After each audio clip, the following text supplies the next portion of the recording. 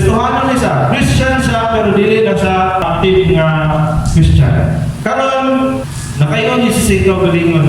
Kanina kong amigo, itinahanglan dyan siya pagkampo. Doon lang siya sa amigo. Amigo, kanang imong problema ka na. Usa ka solusyon na. Ang ginuurod yun ko'y kabalo ng pangtanganan ng problema. Okay ba nimo kung makampo ka? Karon ang iyang amigo, nakaila sa iya ang kinabuhi, dito o wala? Na daw? Ha? Ang iyang amigo, wala minto. Nga naman, niyon siya, ikaw, mawampok na ako. Mas Diyos nun kung mga siguro ko nimo. Last night lang, ako pa ikabira nimo, kaya naman perting hubuga kay nimo, isukaan ka dito nimo. Dahil karon, ikaw may mawampok na ako, kasi ako pa yung mawampok nimo. Why? Ganun na inanaman na siya man mag-Kristohanon. It is because you are kung unsa ang imuang kinabuhi. Sa ibig sabihin, sa Bible nagingon, maskin pa og wise kay siya na klase nga tao, pero kagi kay pobre siya, wala gyud siya papatian. Maskin pa kung sa ka maayo sa Bible, pero ang imuang kinabuhi igsoon, mura ka worldly, unbeliever, mamalikas ka. Kusog po kayo ka o bisyo. Mukuyo kasi kung barkada, mura po ka po mas hustler pa, ano man. Mugaler pa ka usahay. Ikaw pa may magsugod, mag-ulo-ulo, tala mag-inom ka, tala manigarilyo ka, tala magsugal ka. Pero pag ako ng Domingo, yes Lord. Now, pag-abot sa point, igsoon, na ikaw, muingon ka, ako, Kristohanon biya ko. Wala, yun mag-uoy. So, why? Same sa itong verse ng ibasa na ito. Verse 14 daw. Naa siya'y idea. Pagka-verse 15. Ang clever na tao, naa siya'y idea to save the town, pero agi kay pobre siya, wa siya pamatian. Kabalo ko, makakuha ka o makabaton ka o salvation. Ano man, nagsimag ko, kabalog ko nga si Jesus ramoy only way, only truth, and only life. And no one comes to the Father except through Him. Sige na, balik-balik ni Pastor na sa bulan siguro na kalima siguro na palitili ko ni Pastor na. So, memorize na ako na. Igsuon, kung dili ka mo to ni Jesus, di ka ka-attain yun sa salvation yun nagihatag ni Lord. Pero ang naminaw ni mo gaduha-duha, ano man, basit kung ikaw pag igsuon mo nagkinahanglan ng salvation. Why? Because nakita nila ni mo ang pagka-tao. If you are poor in spirit, if you are poor, diha sa imo ang pakigrelasyon niya sa itong buhay ng Diyos. Ikan mo ang batasan, wala nahiuyon sa imo ang istorya. Imuyon ka na bright ko. Pero yung +1 +1, di ka cancel. Pag-in mo ito, ma-bright ka. Maski pag muyon ka nga, ako ang pinakadato sa tibok kalimutan, pero wala ka na kay pamasahin, wala yung ito, madato ka. Maski pag muyon ka nga, kabalo ko kung sa'y pamaagi, aron malangit ka. Pero ang mo ang binuhakan ko di ay, pertikod ka, grabe, nga wala po'y pangatasan ng karoon. Wala yung totoo kung saan ka maluwas. Kasi nakadoon na niya na joke-joke. Naikipay, naglakaw ang kari ako no, sa bago nga simbahan ng itukod dito nga layo lugar. So dapat ang kari, pag-abot ang kari, nautana siya itong batanon. Ana siya sa batanon nga, Dong! Kadang, bakuro ko dali kapit. Ako may bagong assign sa parit ng lugar.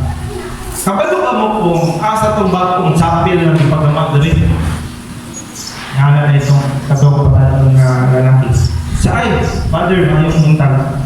Kadang, straight lang ka na dalan.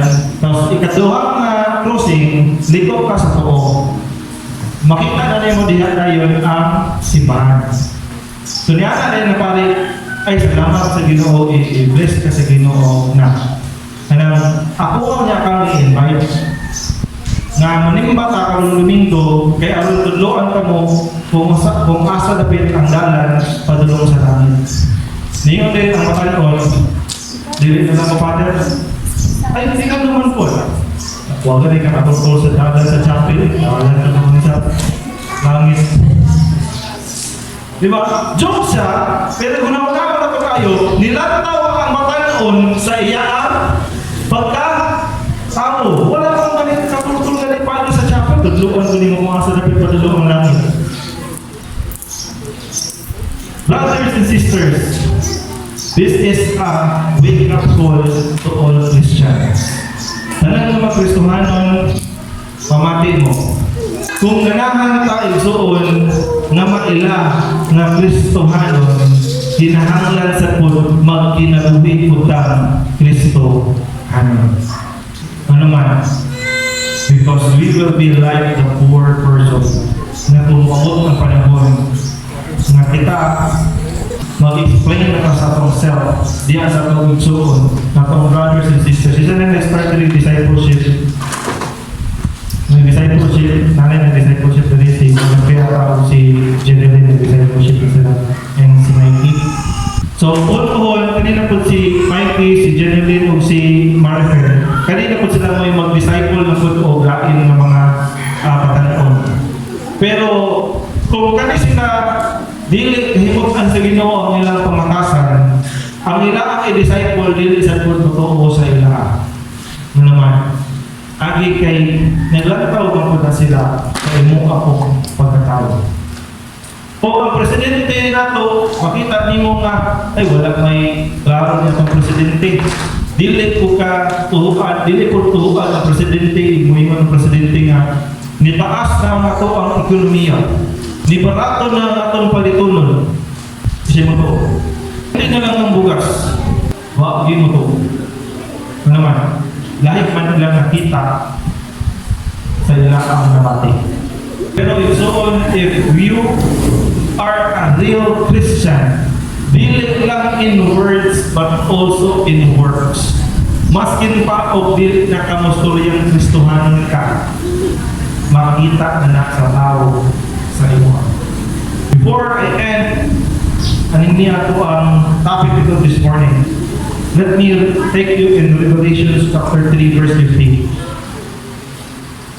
Revelation chapter 3 verse 15. Ingon sa dali. I know your deeds. Sa Bisaya pa, sa yutan na sa Bisaya. Nasayod ako sa iyong binuhatan. Oh, okay. Kung sa inyo niya, nasayod siya sa Akong binuhatan. binuhatan. Palukok ko sa inyo ang buhat. Kung sa inyo yung binuhatan, that you are neither bugnaw or init. Dili siya bugnaw, dili po siya init. Dili siya, I wish you are either or other. Siya, mas maayo pa siguro kung bugnaw ka. O kaysa init ka, pag-init yun ka. Kaysa anang naka sa tunga. Next verse, 16. So because you are a lukewarm, akin kay dili makainit, dili ko kabugnaw, dili ka Kristohanon, dili ko ka believer, chill lang ka, jam lang. Neither you are hot, you are not cold. Dili ka init, dili ka bugnaw, lukewarm ka.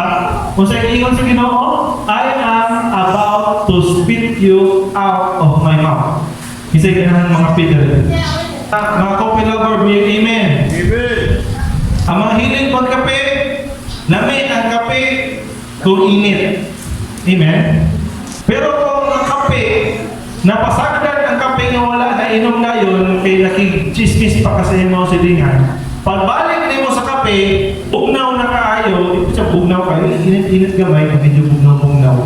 Wala na yun lamig ang kape mo. Makita pa nimo na sa mga salida, paghatag nila ang kape, pag-inom nila, tapos pag-inom na madili init, nila pang ibugha.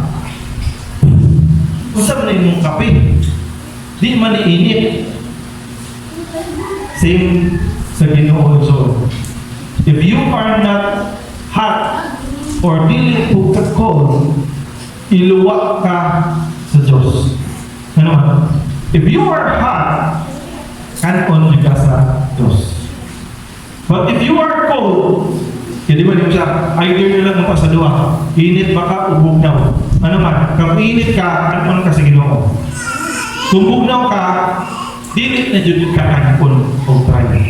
Pero kung lukewarm ka, ano may pinaka-worst? Ang lukewarm. Kaya kanon ka sa Ginoo, iluwa pa dyan ka. Mura ka na o, gidawat ka, pag-uman, gibiyaan po ka. Pero giinan ka na, sige, uyab na ka. Pagka-ugma, yung sana, break na ka. Mura ka kitagaan o king, din pagka-ugma, niyon nga, dili dito para inuwa. Sakit o sakit tayo. Mura ka giinan na, di daw ka 1 million na tirita. Yun niyo ni sana, ay, dili day, Rita, ano yun? Rita Abilade. Dili ito, kami ito mga medyo nila. Okay. Kanang bawian ka, sakit yun na. Unsa na lang kayo suon kung ikaw naana sa bakba sa Ginoo, napil na rin mong justice, pero agi kay lukewarm ka.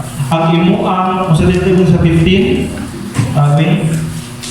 Kung sa reason, neither hot or cold siya, kung sa kinahanglan, I know your sins. Kung sa niyang basihan ng bugno or init ka, ang imo ang binuhatan.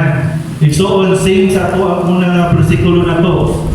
Agi kay pobre siya, o ang iya ang mentalidad niya, ang mga binuhatan niya pang pobre, maskin pa kung nakabalo sa unsaon pag-save ang tibok taon, walay motuo niya. It is because dili agi kay pride siya o kulong siya, pero agi kay pobre siya. So, if you are neither hot or cold, lukewarm lang ka, imuingon ka, ako, initon, mainiton din ko sa pag-alagad sa itong buhay na Diyos, pero pag imo ang pagkatao o imo ang binuhatan, lukewarm lang, di yun totoo ang tao niya. Last verse, basahan na naman niyo. Ecclesiastes chapter 9, verse 11 to 12. Ang importante man na naatay maayo na binuhatan ng mga Kristohano. Verse 11, dahil may grupo nila. Pali po basa sa Bisaya daw kami. Dito din sa Bisaya. Sa Ecclesiastes. Ecclesiastes chapter 9, verse 11 to 12. Nga nang importante kayo na naatay maayong binuhatan. Ecclesiastes 9 verse 11. Aduna pagayod ako'y laing buta nga nasayran. Ang usog mudagan, dili kanunay makoy madahok sa lumba. O ang mga isog, dili kanunay makoy madaog sa gubat. Ang mga maalamon, dili kanunay makoy magkitag kabuhian. O ang mga hait o salabutan, dili kanunay makoy matato. Ang mga may katapos, dili kanunay makoy kasidunggan. Ang tanan mag-agad kayod sa panahon o kay gayunan. Yo, wala ka nasayod kung kanus akini, hitabo kanimo. Sama kita sa langgam madili, langgam nga nalit-up sama sa isda nga nabaling. Nalit-up kita sa panahon nga wala nato tama. Amen. Salamat sa word, Lord. Dili na ako focus sa verse 12. Moreover, the man who no man knows when his hour will come. Ano importante man na naatay maayong binuhatan? Kay walay nasayod kung kanus rataman ang ato ang oras. Igsoon. Sama sa isda nga nabalig. Sama sa mga langgam nga na alita. Same rapod sa mga tao nga matrap diha sa evil times and fall unexpectedly upon them. Muabot ang panahon nga wala na to gidahom. Nga muabot ang panahon nga kita mawala aning kalibutan. Ano man, dili tanang kusgan, always yun makadaog. Dili tanang paspas, always siya kami makadaog sa Diyos. Dili tanang dato, always yun yun nga naay ikagasto. Ano man, tanan naayod chances. If we are not ready, if wala na to, gianda mga to ang kaugalingon sa pag-abot aning mga panahon na. Kung mayon ka nga out, ako na lang po magbinutan sa hapit na ng December. Kay kanang hapit na mabalik si Lord. Naman, ipanganak na si Lord sa December. Sunod tuig na lang po magbinutan. Naman, New Year's resolution na karon kay pagka December 28, ikuha pa ka sa Ginoo. Wala na di mabuhat ang tao patay na. So as much or as earlier as today, igsuon, ato ang hiuyon, ang ato ang kinabuhi diha sa pagka-Kristo ano. Kumakan na yung pagkalimang grabe. Ako ba, nahiuyon ba akong kinabuhi diha sa pagka-Kristo ano? Same ba akong kinabuhi pagka-word mo ng Kristo ano? Mga follower ni Jesus Christ. Right? Christians. And we are the follower of Christ. We yung tao, mga follower ni Kuya Ayan. Na yung mga fans ni Kuya Ayan. Ang tawag sa fans ni Kuya Ayan, Ayan yan. Si Jen ang ngalan sa iyong fan club, Genians. Genetics. So, ang tanan po ng followers ni Christ, na po yung ngalan. Ang tawag nila, Christians. So, if we are a follower of Christ, we should be a Christ-like life. Ang atong kinabuhi dapat na same-simple sa kinabuhi ni Jesus Christ. Na ako'y classmate sa una, sa college ko, paano kayo sa F4? Kasi kayo nag-F4 day. Daw minsan,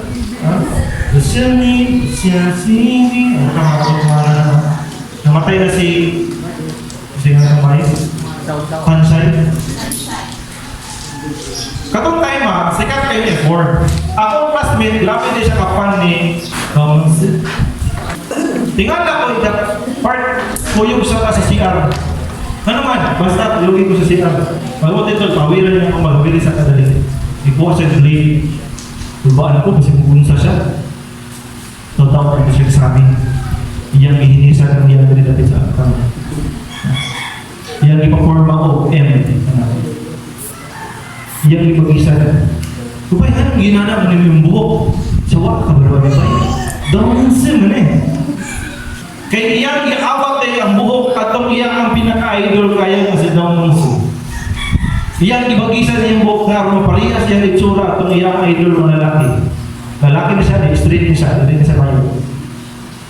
Aking kaysa iyang pagka-fan atong mga tao, gusto siya na iyang itsura, simple na ito na tao. Sino na po sa ito mag-Kristohanan? We have to gain a mindset na kung follower rin ko ni Jesus Christ, dapat akong kinabuhi, sama po sa kinabuhi ni Jesus Christ. Minsan ba'y duol-duol gamay sa kinabuhi ni Jesus Christ di mo tingin. Di yung mingunog parehas kay wala yung kakasama sa iya. Isa'y duol-duol. Amen. Pulang yun ni Amen. Ano yung duol-duol? Kinsa'y sama ni Jesus Christ nga mainampuon. Amen. Gamay. Pero yun na kinsa'y sama ni Jesus Christ na kung awayon, dili makiglalis o igura mo dalagan. Amen. Amen. Amen. Kinsa'y sama ni Jesus kani biblical niya, na willing mamatay para sa iyang soul. Abla ko amen yan rin. Tanto na para amen. It is biblical for I have sacrificed myself to you, you ought to sacrifice yourself to your brothers and sisters. Biblical na nasa Bible. Naningon si Jesus, ako ang sacrifice ko kinabuhi para maluwas mo. So kamo, kadi man mo kabalos na ako, kailangan ko langit, hinahanglan ninyo ng ibalos sa inyo ang brothers and sisters. Willing ba mo mamatay para sa inyo brothers and sisters ng iinan? Wala yun. So before I end our message this morning, let us fact check this morning. Ang kinabuhi sa Kristohanon dili sayo. Amen? Amen. Amen na sila yun. Ang kinabuhi sa Kristohanon dili sayo. Dagang trials, dagang magsurang-surang, dagang mga debunyo sa palibot, nga tagang gamay lang nimo nga sayo, makitaan na yun ka, dagang kayo o mga himantayon na Kristohanon na siya, na lagi batasan. Dagan kayo og mga judgmental na tao nga maskin pa og ikaw mismo nag-struggle pa ka nga mahimong hipuyon ang imong kinabuhi diya ni Jesus. Judge na dayon ka. Na on the process pa man ta ko, Lord. Balik ko nagpabisa ko, napa ko sa nagpila pa ko. Yung gingin na rin ko nga ikaw, dinay na nagpitso. Pero agi kay kita igsuon, naaka ani nga kalibutan, naaka ani nga kalibutan nagpuyo, di yun isod nga bantayan sa tao ato ang binuhatan. So, pa-check sa mga kayagsunan na to, ang tanan ng Kristohanon, motivyo, wala na siguro Kristohanon ay. Ang tanan ng Kristohanon, palihog ko, tinidog, isa rin, duha. Ano? Pa. Tanang Kristohanon, patinggol, palihog ko. Mag-amang po ta,